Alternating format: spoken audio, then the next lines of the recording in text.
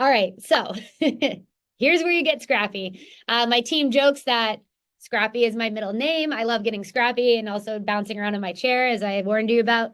Um, some of the ways that we get scrappy on the events team at Zoominfo is by utilizing creative engagement tactics, guerrilla marketing, which consists of leveraging creators and influencers on site, and then targeted experiential events. So one way that I think you can think about all three of these things is, how do you expand your footprint at an event? So whether you have a booth or not, there's a way to make your presence known, right? So we had a booth at B2BMX. We expanded that presence through a speaking session with an influencer, who then we now have content coming out of after the fact. I spoke at B2BMX with Nick. That's another way we expanded our footprint. We had a VIP dinner with our CEO and then the C-level executives from Technology Advice. We did a happy hour with Stencil and on 24. And then we did another dinner with Tack and OneScreen.ai. And guess what? Because we partnered on all those things, it drives the cost down significantly. I think our dinner on Monday night, which had a mix of C-suite and ICs and influencers and creators. It was it was honestly one of the coolest dinners I've ever held. I don't know if you feel the same, Nick. Also, there was just a lot of fire. The venue was cool. Literally things were on fire. And I think each of us probably walked away paying $2,500, $3,000.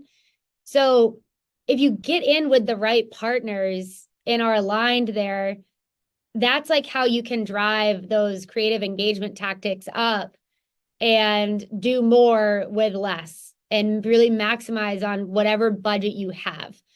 If you aren't sponsoring a booth at an event, go online and look at the sponsors, see who is going to be there. Say, hey, can I do a quick takeover at your booth? Can I come by and can you help promote us with this thing? Do you want to partner on a dinner? Do you want to partner on a happy hour? Do you want to do some co-branded swag that you could give away at your booth, just to get little pieces of touches around for you to have a little bit of a footprint? And then, Nick, I know you talked a lot about this at B2BMX, and I love this, the creators and influencers and leveraging them.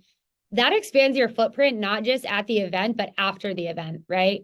So everything that they can do for you then turns into content. And that's oftentimes evergreen content that you can go back to if you do it the right way. Nick, do you want to add anything there? Or do you have anything to follow up on? No, I would just say I mean, there's ways to infuse creators and influencers into your entire go-to-market and Mhm. events being a part of that. So many people think of it as just hey, I'm just going to do a one-off sponsored LinkedIn post, but you can do so much more when you think of it as a partnership.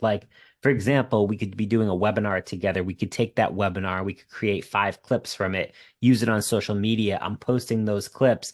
You're starting to get, I mean, again, it depends what your outcomes of what you're looking to achieve are. But if you're saying, hey, I care about awareness, it's a fantastic way to drive awareness. Or maybe I'm going to be at an in-person event that Zoominfo is doing, for example, and it's all right, hey, I'm promoting myself being there, which is going to drive more people, hopefully, to the event.